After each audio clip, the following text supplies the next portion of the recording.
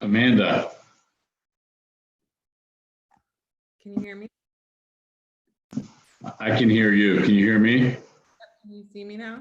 I can see you fine. Great. Good There's afternoon. Chris. Chris. No. No. Okay. So there's like, I'm using like 5 different versions of these videos, you know, they're all just a little bit different.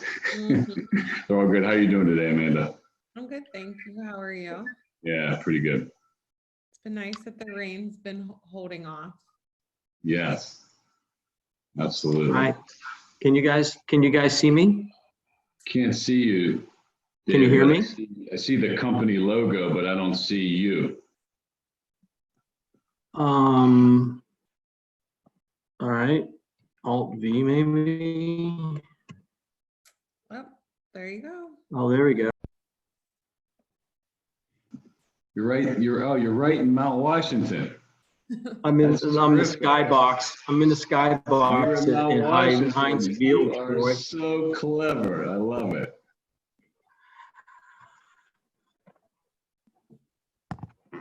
I'll try to get this camera squared away.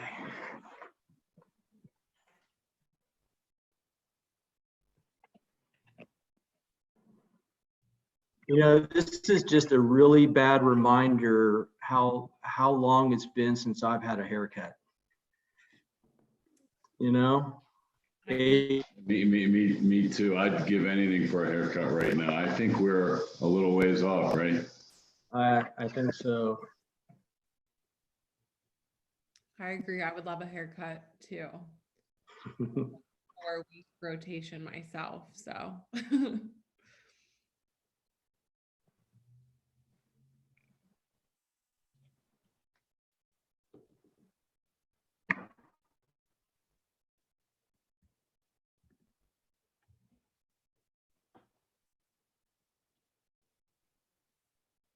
I mean, it's good to see NAIOP and BOMA partner up on some of these things. I don't often see that in every market, you know. Sounds like you guys have a pretty tight relationship. That's great. yeah, no, it's I'm not new to BOMA, but to this position just over a year. But it's great that BOMA and NAIOP have had a solid relationship in this market. We do our January breakfast together for the state of the economy, and it's great to work with Brandon and the team at NAIOP. Mm-hmm. Good. We have an overlap, so you know, I think it's great that we can team up together on these type of things. Right. Yeah. Kill 2 birds with 1 stone. Save a little money sometimes too, right? Absolutely. You can save some people's time, you know, if they're interested, instead of us doing one and them doing one, it's, you know, nice to hone in the resources together. Right. It makes a lot of sense.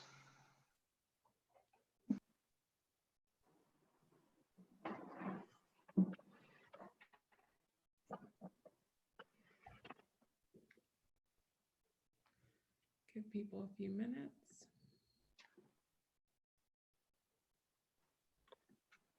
Troy, do we have someone else from your team doing the intro on pace? Are they gonna? Yeah, Chris, I don't know where he is. Okay.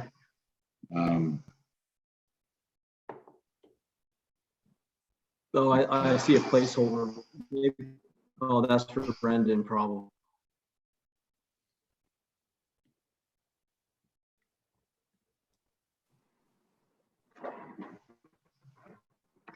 Hey, do you have the panel? Are you in the panelist area?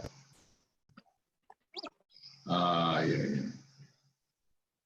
Okay, it's when we have 5 minutes. So Chris is not in the panel. It doesn't have the panelists. I guess Brandon thought that. And so, okay, why don't we? There's a different. What I'll do.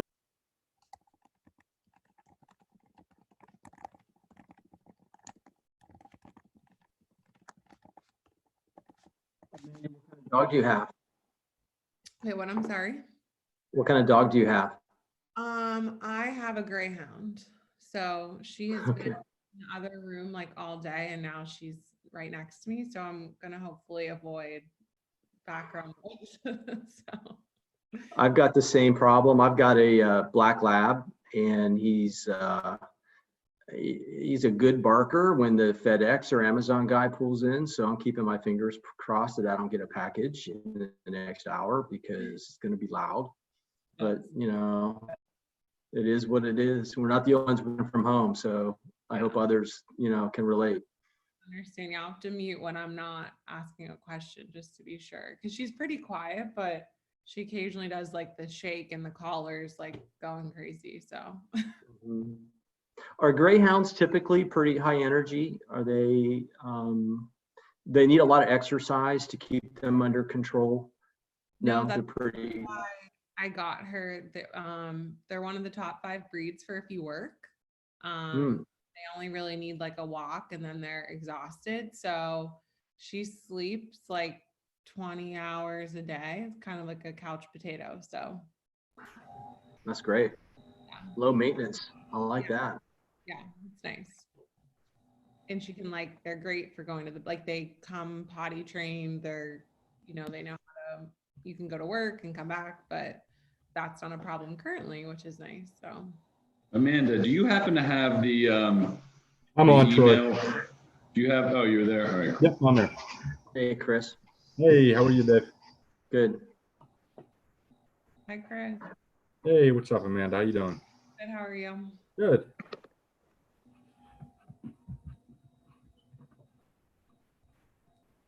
Excited for the opportunity to put on a dress shirt today. This is great. I know. I had to shave. It's been a day or two.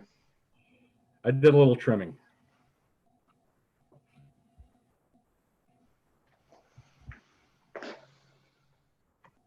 It's going to be 75 this weekend on Saturday. All right, get us a tea time, Troy. I'm ready to play. I just scheduled 2 for this weekend. Our golf course like literally just opened up, and at noon you were able to, like, the app was going crazy. You could see the time. It was just. But I'm gonna play on Saturday and Sunday. Yeah, well, I'm talking Oakmont here, so maybe you can get us on out there. What's yeah. Oakmont, yeah. No doubt. You want to come to That Fishville? We'll go to place is great. Oakmont. We got a lot of ways to go on Oakmont. I hear you. One of my cousins is a member, and so everyone asks, "Are you ever going to join Oakmont?" And my answer is no, because I would have no reason to join Oakmont because my cousin takes me 3 or 4 times a year. What's better than that? That's the way to do it. That's great. Yeah, I have a 10:33 tea time on Saturday, and I'm fighting with my wife for a Sunday tea time, but I don't think it's going to happen. She's not going to be able. She couldn't make the argument that you haven't been around the house. I can imagine, right? Yeah. She could not. But I mean, Rory, it's 6 months old, is quite a handful. So I get all Saturday, but you know, Sunday I'm back here. Gotcha. I think we've all gained a lot of goodwill on the honeydew projects. I've knocked off a ton on my list. I even cleaned the garage. You know, that's been on my list for like 3 years. I mean, it's really kind I just think find it's- stuff to do at home. It's We crazy. were running into problems around day here after day after day after day. Unbelievable. It's crazy. It hasn't, honestly, it kind of went, this is going to sound crazy. I think it moved pretty quickly. You know, I mean, it did for me at least, just because we're busy all day long, and it's like, I don't know, it just doesn't seem like it's been 7 weeks, but it has. I agree. So it's 1:30 now, but I think that we're a little shy of the total attendees that registered. So we might wait a few minutes Yeah, it's good. for No those rush. who are already on the call. Thank you for calling in. And then we'll just give it a few minutes to allow people to join. We'll talk all things CPACE.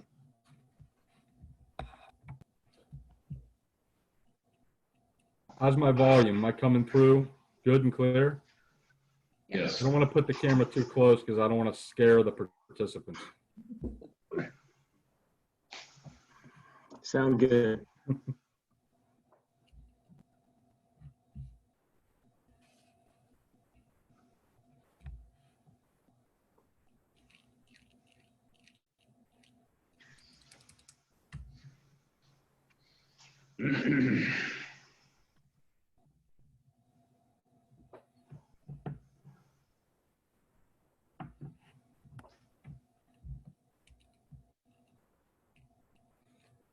Sure. Did you see that email I sent across from that 10 o'clock or 11 o'clock call this morning? Yeah, that's good.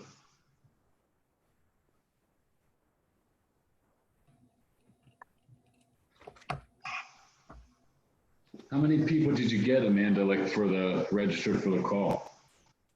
We'll have to have Brandon confirm because we did it through NAIOPs Yeah, total. I'm sure you like was saying get a flurry at the end, I would imagine, of people just joining up last minute.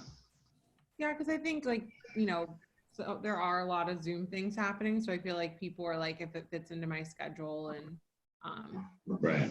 sometimes it's nice for people when they're able to see it recorded if they can't make it. So Sure. I think this will be a nice one for them to have archived to come back to, for sure. Yep. Yeah, I'm getting hit up with a ton of Zoom webinar options too. You're almost on saturation. Every day there's 5 of them. It seems like a lot of competition. For sure. I just got a little blurb that said my internet connection is unstable. Is that, am I coming through choppy? Coming through fine. Okay. All right. So it looks Amanda, like, go ahead. no, go ahead. What would the backup plan be if one of us just dropped for some reason? Would we just call in audio and still be a panelist? Yeah, I think that I would try your link again just to see if you can get back on, and then if it doesn't work, hopefully you're not mid-question, it's someone else's question, and then we can get you back on audio-wise. Okay. So I think we have a decent amount of the attendees on, so I think we can go ahead and get started. Great. For all the attendees that are on, thank you so much for joining us today. On behalf of myself, for the Executive Director for BOMA Pittsburgh, and Brandon Mendoza, the Executive Director for NAIOP, thank you guys for joining us. So we can talk about CPACE today, and then we also want to thank our sponsors and our panelists today. We have PlugSmart and 10, the Efficiency Network. We first have Chris, who's going to give us an overview of CPACE and a short introduction of himself. Great. Thanks, Amanda. So first off, I'd like to thank Amanda and Brandon for the opportunity to talk with everyone a little bit today about CPACE. By way of introduction, my name is Chris Howe. I am the Business Development Manager at KEN. We are a Pittsburgh-based energy efficiency provider owned by Duquesne Light Holdings. So I'm only allotted 7 minutes for this presentation, so I'm going to try to move through it as quickly as possible. I'm trying to hit on all of the high-level points of the program and its benefits, and then I think our panelists, and through the Q&A in the later portion of the program, they can do a little bit deeper dive into the mechanics of CPACE and answer any questions that you may have. So, Amanda, let's move through a little bit. Next slide, please. All right, so we're going to touch on key characteristics, how it works, what type of properties are eligible for CPACE financing, available improvements that can be included in a CPACE finance project, and we'll give you all a snapshot of a case study of a project that has already been completed. So next slide, please.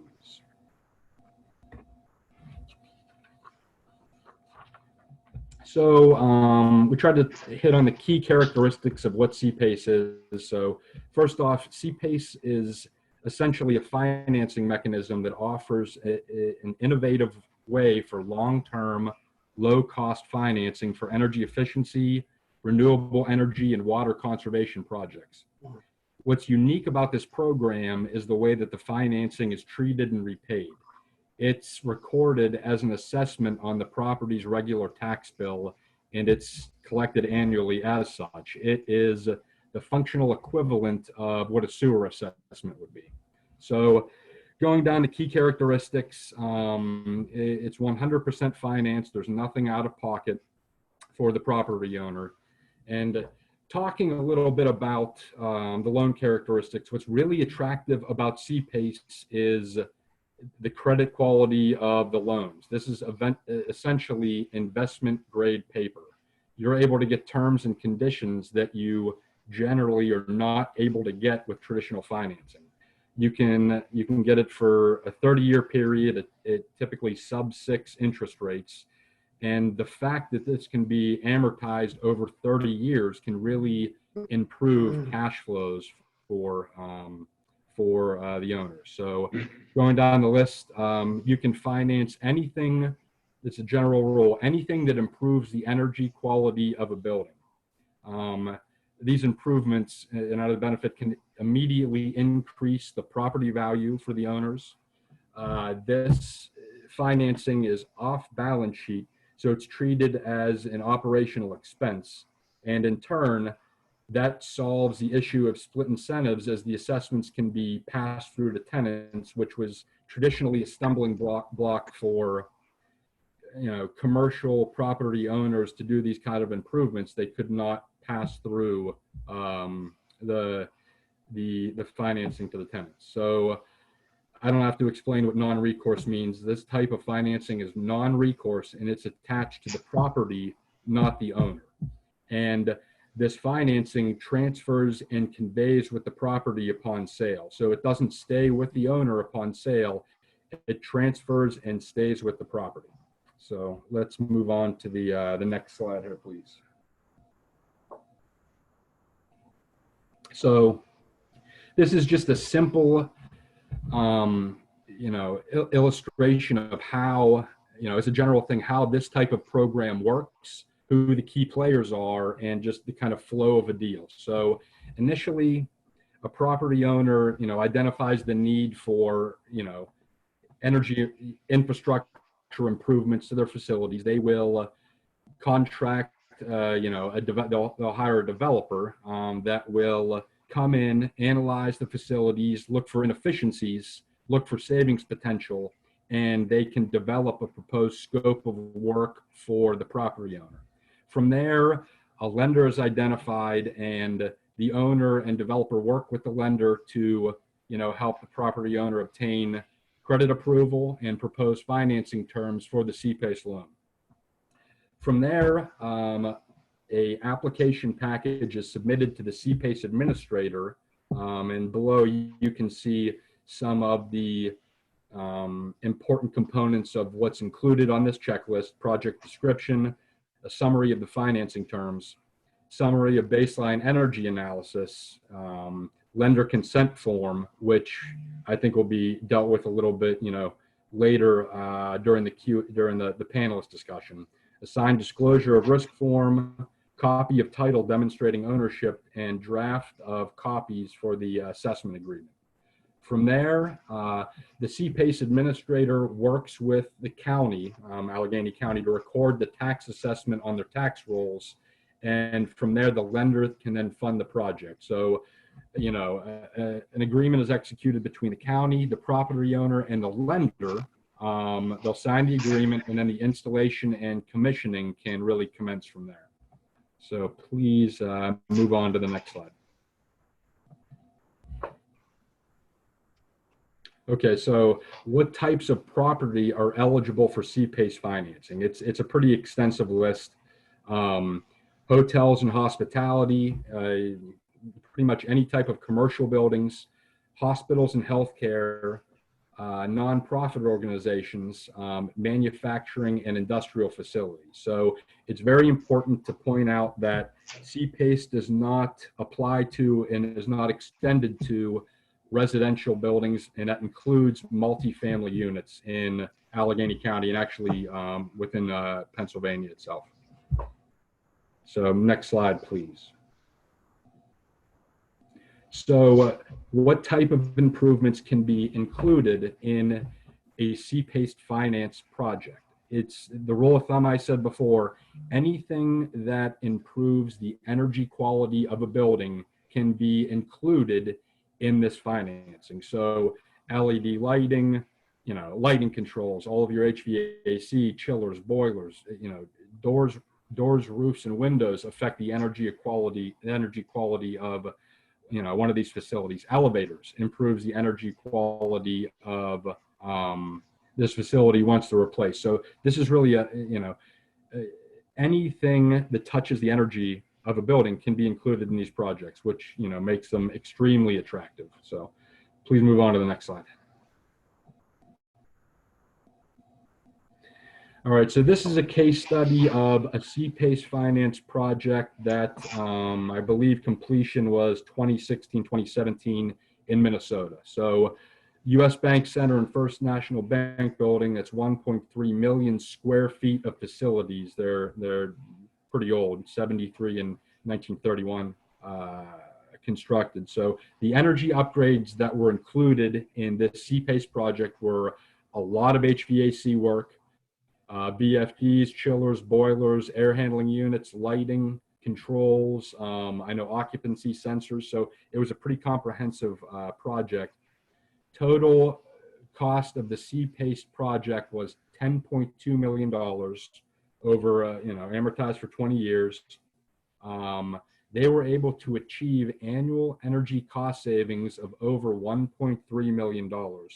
So bottom line, on top of the debt service on the C-PACE financing, they were able to capture over $500,000 annually in positive cash flow. And in this day and age of maybe decreased occupancy in some of your buildings and falling revenues, the ability to capture as much cash as you can and using your facilities and wasted utility dollars and upgrading them through this program can really help increase the positive cash flow and the NOI for your businesses. This equated to a lifetime 20-year energy cost savings of over $27 million for this customer, and equated to a 40% reduction in their annual utility. So this was a home run for the property owners. So I tried to capture as much as I could in my short time allotted. So I can turn it over now to our panelists who can do a little bit deeper dive into some of the questions you may have. Thank you. Thank you, Chris. I also want to note, as Brandon has put in the chat section, that if anyone has questions, if they want to use the Q&A feature, we have a few prepared questions for Troy and Dave that we will get to, and then we will move to those questions at the end as we have time. So thank you again, Chris. And now we're going to move, if Troy and Dave could just give themselves a quick introduction, and then we'll move into questions. Sure. Go ahead. Go ahead, Troy. Okay, You want me to go first? everyone. Okay. Good afternoon, everyone. Dave Zahala here, president of PlugSmart. Appreciate everyone taking the time today to listen in on this PACE webinar. For those of you that don't know much about PlugSmart, we're an Ohio-based company. We're headquartered in Columbus.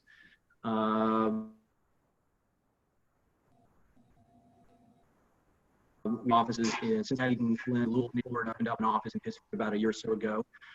You really should think of us as a design build general contractor that specializes in developing energy projects, ability to self-finance themselves through the savings that they create. So as Chris kind of described, talking through PACE eligible measures, that would be kind of our sweet spot. So any kind of improvement in any kind of commercial building that would have the ability to reduce gas, electric, or water spend. So that could be lighting, HVAC, controls, renewable energy, motors, drives, conveying systems, all those other kinds of things. We're about 80 employees. We've been doing this for 10 years. We're one of the largest PACE developers in the Midwest. We've been fortunate enough to develop about 40 PACE projects encompassing about $100 to $125 million worth of PACE capital. Some of the higher profile projects that you might be familiar with regionally would be Cascade Plaza in downtown Canton, the PNC Bank building here in Columbus, Kettering Tower in Dayton, and the Renaissance Center, which is next to GM's world headquarters in downtown Detroit. I could say we're super excited about Pennsylvania. We've been waiting anxiously for Pennsylvania to kind of open up their doors to allow PACE financing to take foot. We were also lucky enough and fortunate enough to be invited to sit in on some of the steering committee meeting that Kia and others put together a few years ago to help shape the policy in Pennsylvania. We've got a couple of projects that are shovel ready. We're looking to submit those applications to Pittsburgh here in a few weeks. And I'm really looking forward to sharing with you our experiences and answering whatever questions that you might have. Thank you. Great. So thank you. My name is Troy Giannopoulos, and I'm the CEO of the Efficiency Network, known as 10. So 10 is a Pittsburgh-based energy efficiency project provider. Our company has been in business for 8 years. We're headquartered on the North Shore, and we are owned by Duquesne Light Holdings.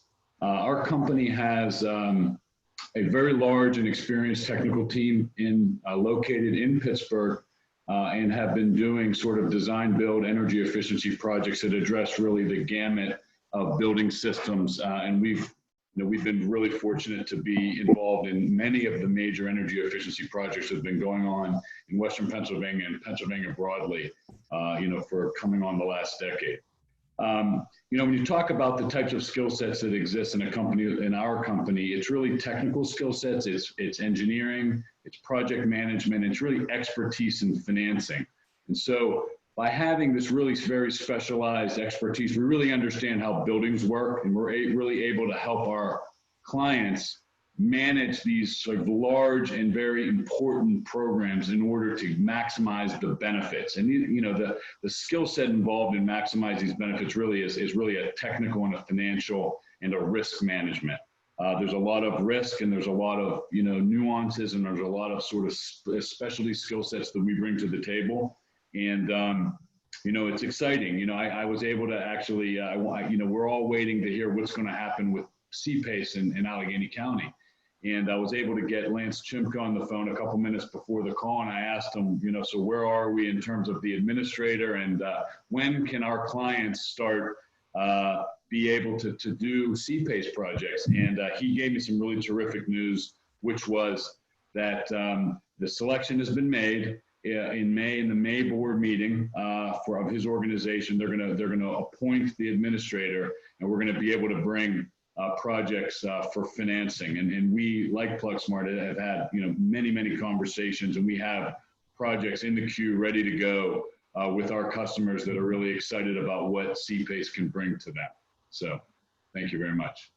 Great, thank you. That's good news, and that's actually a question we had already gotten if the county had approved an administrator. So good job, you got the first question. All right, well, thank you. So for our prepared questions, we're going to move on to Dave. Can you describe a few innovative uses of CPACE financing that you have seen on your CPACE projects, and how PACE was a difference maker? Yeah, good question. I would say from an innovation point of view, the project types would kind of come in two flavors. So let's take the easier of the two right now, and that would be retrofit. So there hasn't been a lot of innovation if you look at it from an infrastructure or a technology point of view, but I would say the single biggest difference maker on a retrofit project in PACE in the Midwest has been the additions in elevator as part of an eligible scope. I'll give you an example. 3 years ago, we were doing a project with a Canadian owner. It was about a $5 million job in Central Ohio. We had four buildings. The single biggest issue that this building owner had was he had $1 million elevator problem. He did not want to come out of pocket to pay for it. He was getting ongoing expenses and break fix, and he was looking for a vehicle to really tackle it. Now, the challenge that we had in Ohio at the time was elevators were never contemplated as part of Hydro. So we had kind of a two-step process. One was we had to go in and show that there are energy savings like Chris talked about. But more importantly, we also had to show that the motor and the control savings in the elevator system is really part of a broader system. You can't do one without the other. You need the cabling, you need the mods, you need the cab, you need all those other kinds of things. And we were able to get all $1 million worth of elevator scope to fit. And then the other challenge was we had to show the PACE authorities and the capital providers that this elevator can pencil out. In other words, it could self-finance through the savings that it created. And although you will get some energy savings on an elevator mod, it's not going to knock the CFO's socks off by any stretch. But where the rubber really hits the road is on operations and maintenance savings. That owner was spending upwards of $80,000 to $100,000 a year with Otis to fix it and keep it alive. And when you factor those two in together, we were able to get that scope eligible. And the good news is for Pennsylvania building owners, when they were going through the policy selection and they were canvassing best practices in surrounding states, we had some very detailed conversations around elevators and the pros and cons, and we were successful as a group and a team being able to petition that included as part of the PACE eligible scope. Now, on the other side of the coin with gut rehabs, I think the biggest innovation with PACE is more financial and deal structure. So let me give you an example. We did a project with Michael Tomko here in Central Ohio a couple of years ago. Bought a beautiful building right across the street from the courthouse on Broad Street, $12 million gut rehab, 7 stories on one side, 4 stories on the other, beautiful place for a rooftop garden. Great location, but this thing needed just a ton of work inside. We literally had to take it down to the shell. So a couple of cool things on that project, because it's not quite a retrofit, right? We completely redeveloped and repurposed that project for this particular owner. One was PACE. We were able to carve out $2 million of the $12 million capital stack to actually get PACE approved, which was great. But the really cool thing on that project was, because it was the first of its kind in Ohio, we were able to convince the construction lender to treat that $2 million PACE financing as owner equity. So that was $2 million less equity that owner and developer actually had to bring to the deal, which was huge. As a matter of fact, about 6 months after that project, he bought another building 3 blocks down the street and over on Front Street. Second thing that was interesting and innovative on that project was we paired up the PACE financing with $2 million worth of historical tax credits. So I think what that tells the BOMA and NAIOP community is they play nice together. If you do one, it doesn't exclude the other. Historical tax credits are in play, new market tax credits in play, all of those things play nice in the capital stack. The other challenge was cash flow. This particular owner had not leased up this property yet. I think he had 1 tenant on the first floor, but for the other 9 floors, he was still shopping. He was trying to get a tenant. His concern was runway. And what we were able to do with him, with the Columbus PACE Authority, was we're able to convince them to delay that first payment, that first special assessment, almost 2 years from the date that we actually closed that PACE transaction. And that gave that owner the ability, 2 years worth of time, to lease that property up, get it to cash flow, not take a hit on NOI. And also, as he was leasing it up, bank and roll some of those energy savings when he needed it to cover the increase in the special assessment 2 years prior. And then the last innovative thing on that project was how we modeled it. So when you have 1 tenant and you don't know what the other tenant will look like, are you going to get 1 mega tenant that's going to take up all 11 floors? Are you going to get 20 tenants?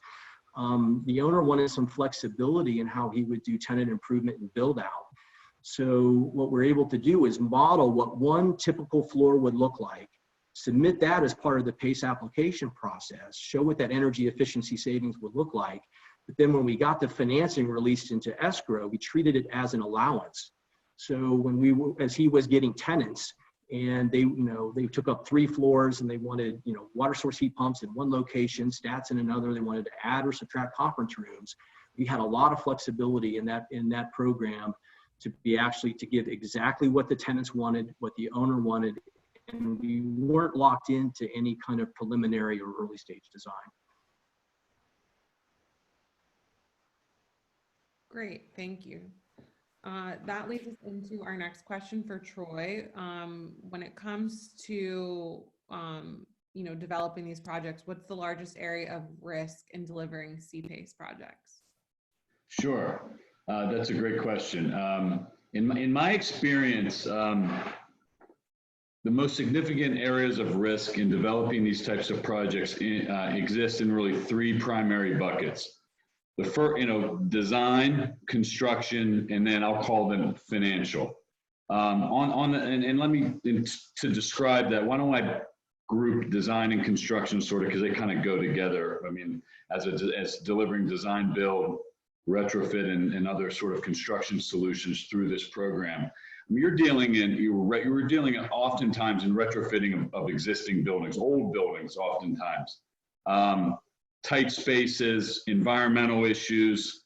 There's just a lot of logistics and coordination that go on, in terms of like sort of being able to deliver these types of projects into existing commercial buildings. So there's a lot of risk there on the design side and on the construction side, having the proper designs, understanding all of the available equipment options, and being able to work with the customer to really accomplish these very complex projects. And, really, I think the key to that, in my experience in doing this for 25 years now, is really having a working relationship and rapport with specialty contractors and your technical team as the prime developer and the project delivery team with the specialty contractors. And, the great news in Pittsburgh is we have so many outstanding design build contractors. We work with pretty much all of them and have rapport with so many of these,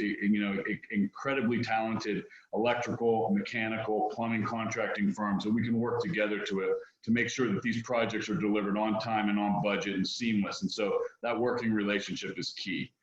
The last piece of it from a risk management, I would call it like overall financial performance. I mean, first of all, from the savings perspective, the savings, these can be multi-million-dollar projects with a lot of risk attached to them.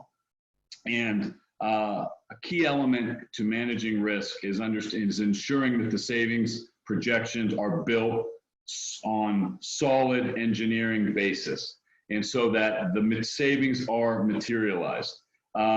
That's just an extremely critical element to the success, because and there's a lot of collaboration with the client in terms of it's very in terms of understanding the full spectrum of how the buildings are operating. So that's one piece of it, and then the other piece of it is obviously the financial structuring and the deal structuring. Like Dave, his example, which was a great one, which was how he working to allow the customer to time the payments and time the sort of the financial aspects of how the repayment is going to occur in order to be able to align with revenues. I mean, that's just such a key element. So because you're relying on savings to materialize for the project to work, and then you need the revenue to also align with it in order for the real benefit to occur. And that's really that's the skill set that our industry, that energy services companies like ours brings to the table. And that's really the critical elements of managing the technical and the financial risks. Those are the two main buckets of risk that are absolutely critical to deliver CPACE projects successfully. Great, thank you. Thank you. So going along with that, where does PACE, this is for Dave, typically fit in the owner's capital stack? And what are a few of the financial and or underwriting constraints that could affect how CPACE projects are developed? Okay, another good question. I would say based on the last few term sheets that I've seen hit my desk, I think there would be some common patterns that you see across all of them. So let's start with what some of the financial parameters would be on a PACE project. Most of the PACE capital providers that we work with are going to cap a retrofit project around 35% of the most recent stabilized appraised value of that particular for that particular property. If you're looking to do a gut rehab, or if you're looking to do new construction, they're a little bit more conservative, and they're going to give you a haircut off of that number, but they'll come down maybe 20 to 25% of that stabilized appraised value. Most of them are pretty picky, pre-pace on how much owner equity is in the building to start with. Most of them like 10%, but they would take 20% equity to get started when they're doing their underwriting. I would say most of the PACE providers would shy away from any of the hiccups or warts that you could expect on a parcel. If it had a lien, an encumbrance, a past tax due, those kinds of things, they're going to cherry pick and look at that.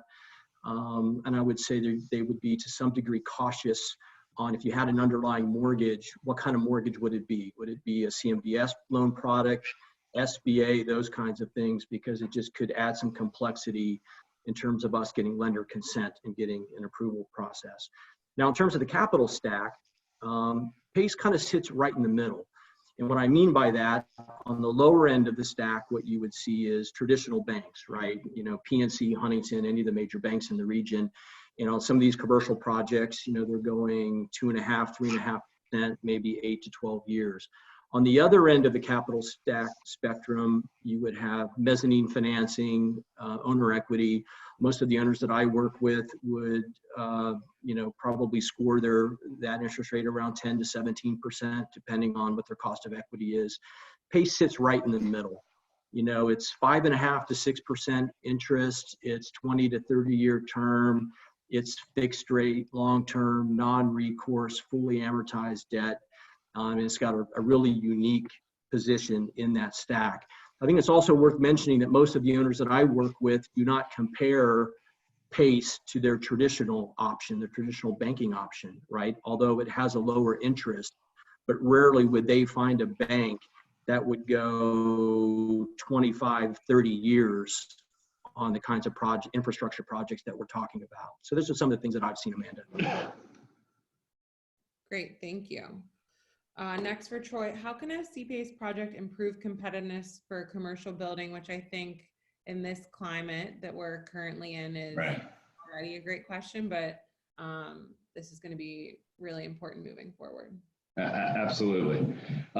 So, you know, the focus of PACE, CPACE, is obviously on energy efficiency and then providing building owners with a mechanism to have, you know, sort of long-term friendly sort of financing in order to be able to accomplish building improvements and save money and have the savings sort of as a primary funding mechanism. And so that's always where kind of like the emphasis, so it's going to make you competitive from that perspective. That's obvious. But I think particularly, I think there's an opportunity to think broader than that, and particularly in today's world.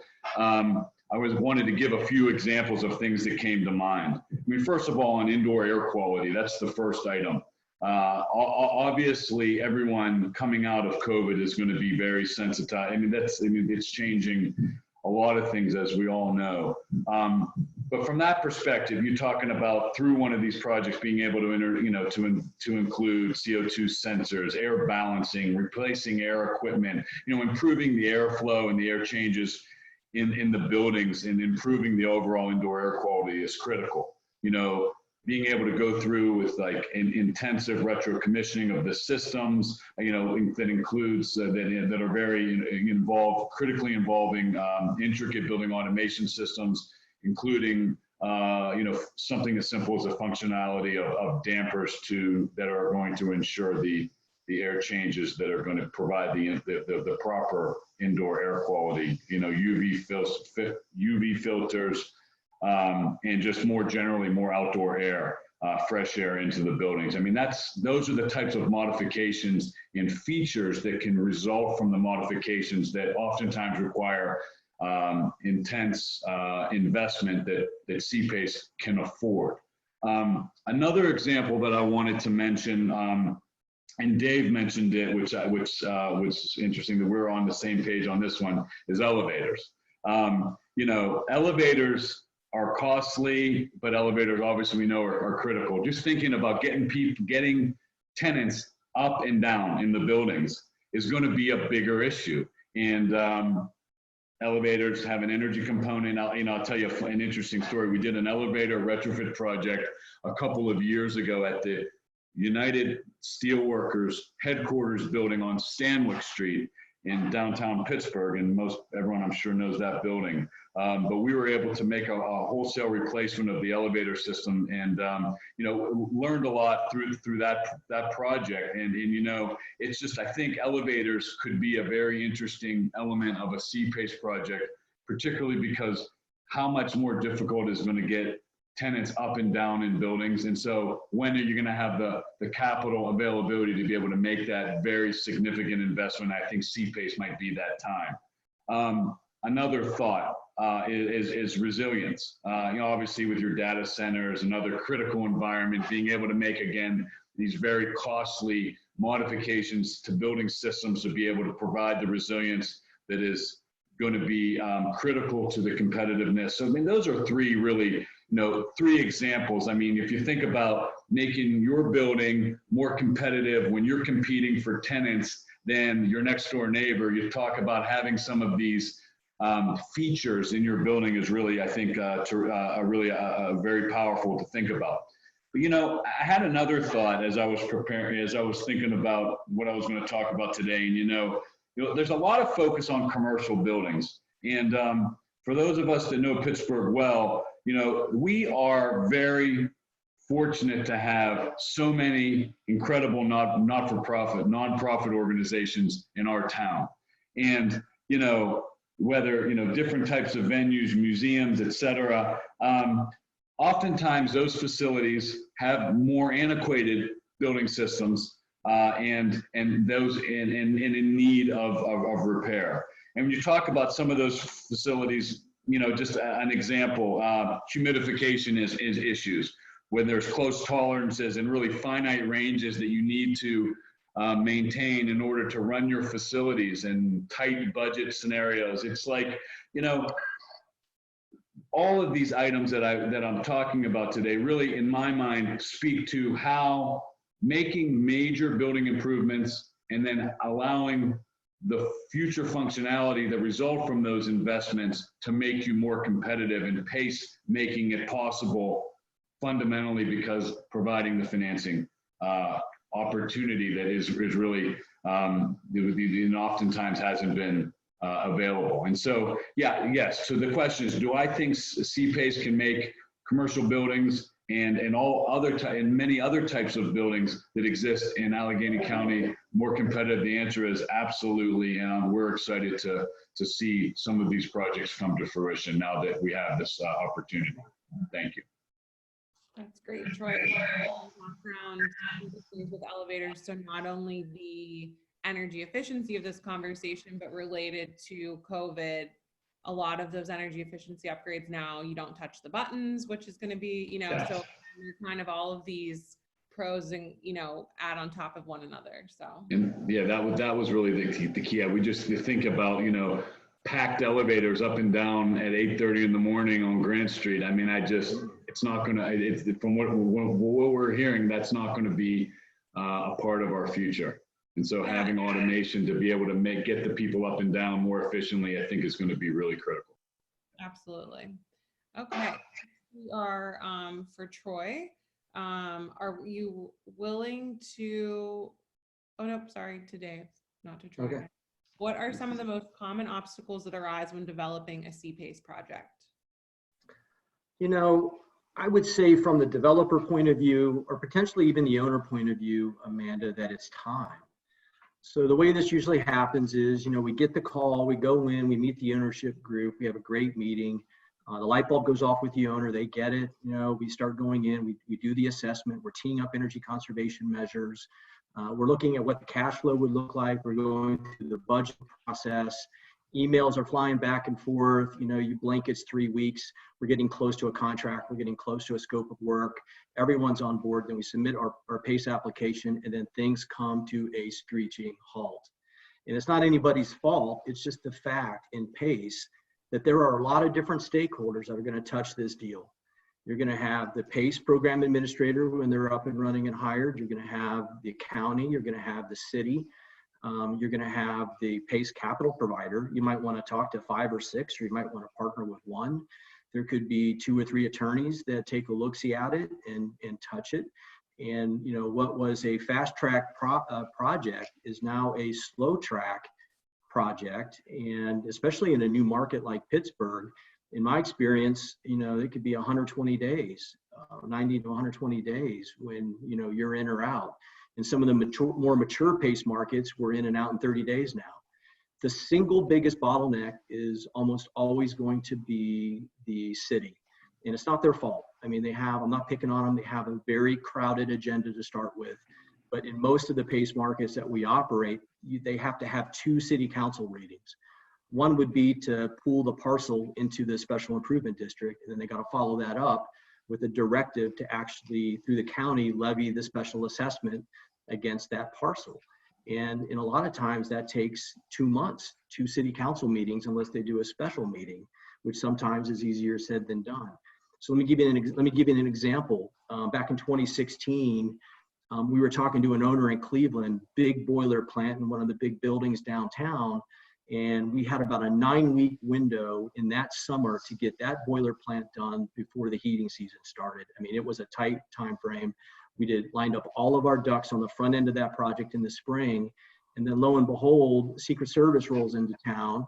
They start sweeping Cleveland. Republican National Convention is taking place. And City Council, they take 2 months off. They did not show up anywhere.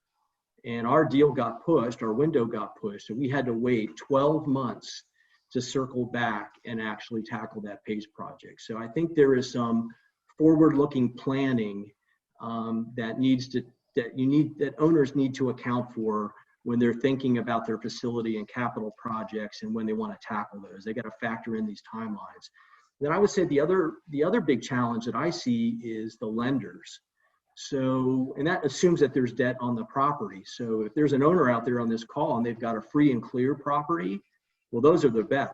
That's smooth sailing through PACE because you don't have any existing mortgage on that particular property. Now, if there is a mortgage on that property in Pennsylvania, there is a consent process, right? It kind of makes sense, right? If there's a mortgage, where they are subordinate to all things on the property tax bill. And a lot of their mortgages and notes have provisions where they need to know what's going on if there's changes and they have to approve it. Now, the good news is this. PACE has been around long enough in Ohio and Michigan and Kentucky, where I think most of the PACE developers in that market have done a lot of the heavy lifting on educating the lenders on why PACE is good for that building. It improves NOI, it self-finances, it makes the valuation better, all that other kind of stuff. But I would say maybe 2 times out of 10, 1 time out of 10, especially in a new market, there could be some regional, local Pittsburgh bank that hasn't seen about it, heard about it, or maybe they're siloed and they don't talk to one another. Then what we have to do in a PACE project is we have to add another step. And that step is to educate that lender, get them smart, educate them, let them know that this isn't a threat, it's going to improve their collateral. And all that does is really just adds more time to the process. So those would be the two biggest challenges from a developer point of view. Perfect, thank you. Yeah. So Troy, I'm going to see if we have a few questions that have come in, but I just wanted to touch on the last question that we had. Are you able and willing to guarantee projected savings? And then maybe if you wanted to touch on quickly our last question that we had for both you and Dave, and if Dave wants to chime in the light of COVID, which I think we've already kind of touched on, how can CPACE help provide owners with more liquidity? Sure. Okay, just to answer, I'll be quick on the answer of the guarantee. So it's our understanding that the actual first party like guarantee on the savings, we project if you do the defined scope of work, your building and the owners will save $200,000 a year. So that's a number that can be, and there can be across a range of conservatism in the engineering process to arrive at that number. Many liberties can be taken. But it's our understanding that guarantees are not required. It's interesting, in our core business, which is energy efficient retrofit projects, about 80% of the work we do today involves a first party guarantee. So we guarantee savings on projects, pretty much, 80% of, for 80% of all the work that we do in our portfolio. I mean, just as an example, over the last couple of years, we've been involved in over $100 million in projects that have been financed through financing arrangements that require and are securitized by an actual first-party guarantee.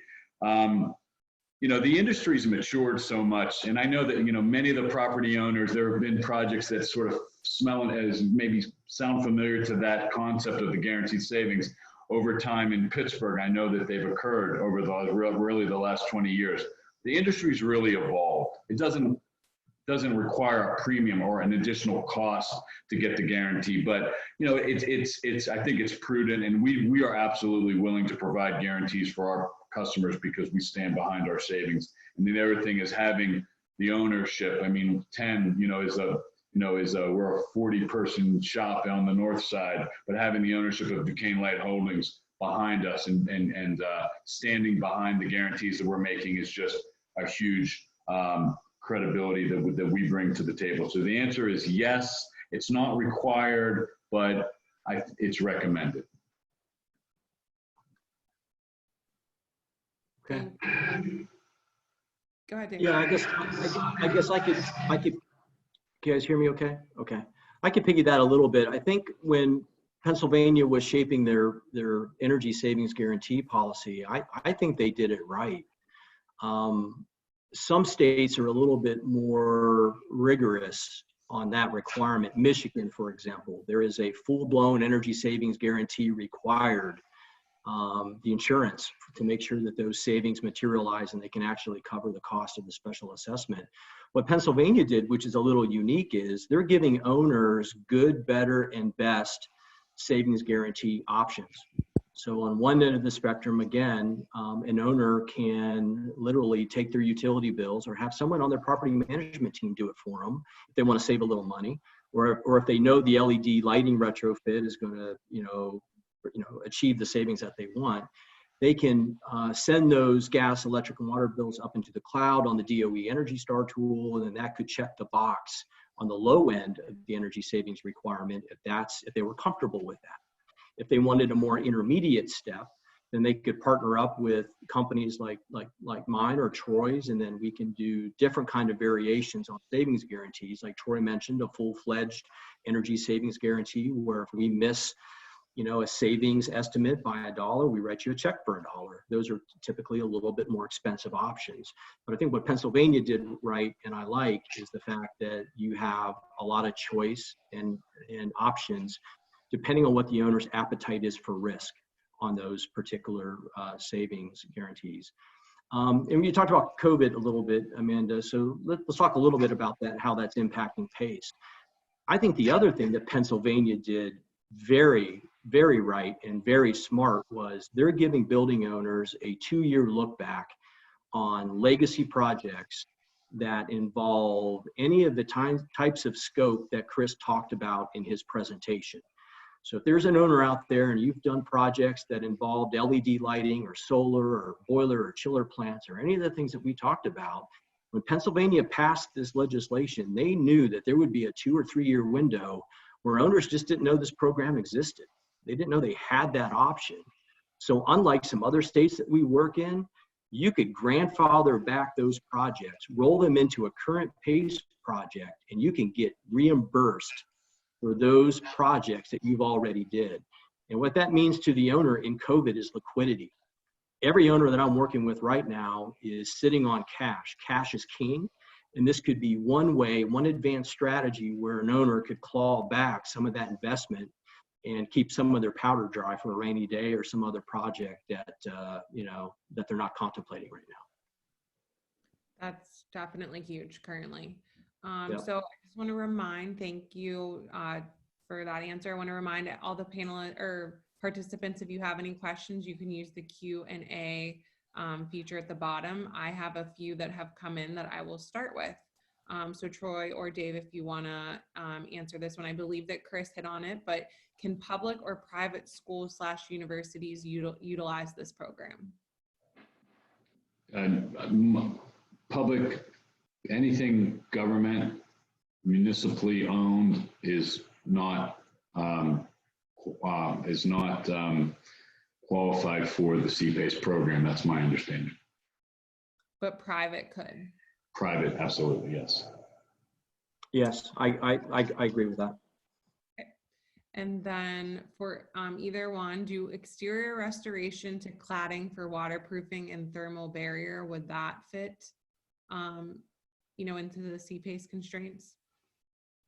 Sure. I mean, absolutely. As long as there's an energy cost savings element, and certainly envelope is the envelope of a building and the improvements to the envelope has significant impact as long as there's an energy component to it. And Dave, I mean, that's my assessment. Agreed. Okay, I'll give people, those look like the questions we have for now. Give people a few minutes. Do you guys have, while we give them a few minutes, any closing remarks or anything additional that you wanted to hit on? You have a few minutes. I have one comment that kind of cropped up when Chris was doing his presentation. Again, I think I keep harping on why Pittsburgh, or why Pennsylvania developed a really good PACE program statewide. One of the other best practices that they embrace that we didn't talk about today is Pennsylvania is an open market for capital.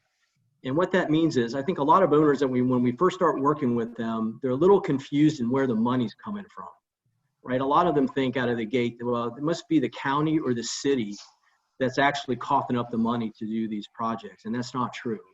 They're more of a conduit than anything. So, in the PACE community, there are about 6 boutique capital providers that are roughly $50 to $100 million capitalized funds, mostly backed by institutional and insurance money, that are probably doing 85% of the deals in the Midwest right now. They have a strong appetite to do these projects. But in Pennsylvania, because it's open, you do not have to use one of those lenders unless you want to. Case in point, I have a large developer client in Cincinnati that's got access to a friend and family private equity fund that he manages. He's got a lot of large commercial properties that he owns and manages, and he was his own PACE capital provider on a property that he owns and controls. So to some degree, he's on both sides of the deal. Through the remittance through the county, he pays himself back the interest over a term that he set.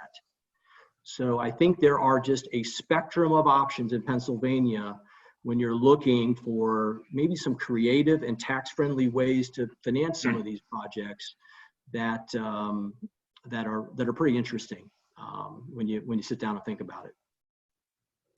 Great thing. And I think just to clarify on the public school comment, what about something like quasi-public, like a Pitt or a Penn State? No, they would not be CPACE eligible. Okay. So the only comment that just sort of comes to mind for me, having started my career in lighting retrofit in 1994 and having been in pretty much every office building in Pittsburgh, changing light bulbs when I was in my 20s, and it's just, I know that knowing the people, knowing the mentality, being a Pittsburgher, this probably sounds like so much detail and complexity and like just, geez, this is I guess the comment I wanted to make is just, so this opportunity has just become available to us. It's going to be in about a month. We're going to be able to do these projects, it sounds like. And I can just say, knowing it from the other side, these projects are not that complicated. I know that our firm is willing to spend the time to talk to anyone in your organization, your facilities folks, your finance folks, the banks, lenders, just to sit down and talk about, there is an amazing opportunity here. And the details are manageable and the results are worthwhile. I mean, it's really worth it to look. You see around the country, the impact that the CPACE program is making on building owners and the resources it's giving building owners is just absolutely amazing. And I'm excited to see that benefit occur in our hometown here in Pittsburgh. And because I believe CPACE is going to be a huge, and you're looking back 3 years from now, I think we're going to see a whole lot of really terrific CPACE projects and a lot of investment that makes sense because of the ability to structure and to be able to make the modifications to positions the buildings for the future.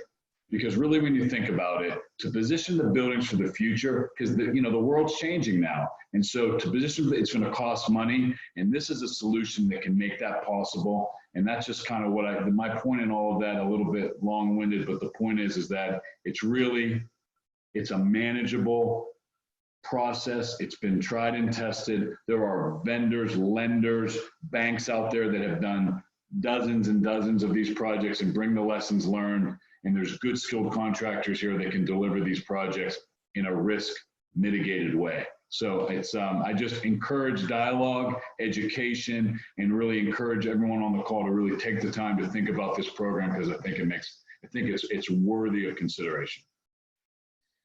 Thank you. And comment, Troy, into Dave's comment, earlier about timing being one of the big factors. Is a lot of the projects that you guys mentioned as examples or that can be included, they aren't things that you decide tomorrow. They take capital, and this is a program that can help find that funding. So it's worth starting a conversation with Ten or Plug Smart of kind of how to do these projects smarter and utilize the tools. Because again, you're not going to just upgrade all of the elevators in your building overnight. So, when you're starting these conversations, bring companies like yourselves in to, help better utilize what you can to get them done. I agree. Thank you. Well, thank you both so much. It doesn't, do we have more questions? Okay, we have 2 more. What other counties in Southwestern PA have approved CPACE? Lawrence, in Southwest, Lawrence is the only one that I'm aware of right now. And I know there's discussions in a bunch of the other counties, but I'm not aware of any other than Lawrence. Okay. I think that's it. Yeah. Okay. And then what size projects can be funded? Is there a minimum? That's a good That's a good question. I could tackle that one, Troy, and then you could weigh in on it. I have seen about 200 to 250,000 is kind of the low end of the threshold. I mean, there are a lot of fees when you close out these PACE projects. We didn't talk about fees, but these fees can range anywhere from 1.5% to 3% of the total financed amount, and they don't scale really well on the low end. So if you get down below $250,000 and you look at all the time and energy and effort and the way the attorneys and everyone else charge for their time and the way the closing costs work, rarely do I see one under $250,000. Most of the PACE capital providers are starting to up the ante a little bit on their term sheets. Some of them now are telling me they don't want to, really come under $750,000. I know in some municipalities, like in Northeast Ohio, there's a group called NOPEC, which kind of like scrape together their own fund, and their niche in the market is to tackle some of these smaller jobs. So I think in Pennsylvania, what you'll find is you might find some of these boutiques find a spot in the market where they see good transaction volume and good opportunity. But about $250,000, I don't know, Troy, would you agree with that? Yeah, I really can't see there being a way to do projects much below that. I think that we're going to see most of them are going to be 500 and up, and probably going to be probably 500 up in almost all cases. Yeah, it's a good rule of thumb. I have one more question. Do you have to get up set up as a CPACE contractor? So the term contractor could mean, so Dave's firm and 10, our firm, that could be one definition of a contractor. And then I'll answer the question from this perspective of specialty electricals, mechanicals, and plumbing contractors that want to be a part of the projects. Any local contractor that doesn't already have a relationship with 10 can feel free to contact us at info@10saves.com. Give us their contact information. We can direct them to our construction team and go through a pre-qualification process. We're always looking for more, particularly local contractors. But in terms of do you need to be pre-qualified? The only pre-qualification is we just require a pre-qualification to be able to do business with us. But it's not really an onerous process. It's basically just assessing technical capabilities. Because as I mentioned earlier, these projects are very complex, and we're looking for a very specific skill set so that we can deliver the projects to our customers in a way that we can, these are long-term contracts where there's a lot of ongoing performance requirements that fall on our, that have become our responsibility. So we're requiring contractors to work for us in these projects have a certain technical and financial competency. So any requests can be sent to us, and we will process them quickly. Yeah, I would also add to that, Amanda, if you think about who's taking the biggest risk in the transaction, the PACE capital providers are taking a pretty big risk. So there's kind of two tracks of underwriting that take place. One would be from the PACE capital provider, then one would be from the city's representative, who the PACE program administrator is and that they just hired. Both of those, the applications and the underwriting process, they scrub pretty hard. Who's on the team? Are they bonded? Do they have the proper insurance? Do they have the proper licenses? Or they licensed to do any design build projects, those kinds of things. So there's a lot of due diligence done by the time you get to closing, where, whatever due diligence you're doing with your internal team is one thing, but they are looking and checking all those boxes to make sure that, you've got the right team assembled to execute that work. Okay, great. And then just to finish up, and then one last question that came in at the very end. Is there like a general place, besides obviously reaching out to 10 and PlugSmart, that they could find just a general CPACE? I know that I've spoken with Matt Mahoney with Kia, the Keystone Energy Alliance, but is there somewhere that people can kind of, send someone internally to get more information on CPACE? I think Allegheny County Economic Development Office, they have a lot of information on CPACE. And I would start there, Kia or any of us, vendors that are specializing in offering and delivering these programs.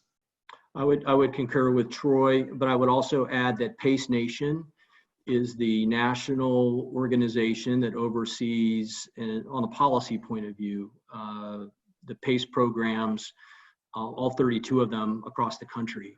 They have a plethora of information on that website that can assist building owners, lenders, any stakeholder group that you could think of. They've done a really good job over the last 10 years putting out information. They're almost like an association for PACE developers at this point. Okay, well, great. Thank you so much to Troy, Dave, and Chris. This has been a super informative conversation, I think, by the questions that we're getting, and I hope you guys will continue to get. I think the group is excited to start some PACE conversations. So thank you guys again. Thank you, Amanda. We appreciate it. Yeah. Thank you. Bye, guys.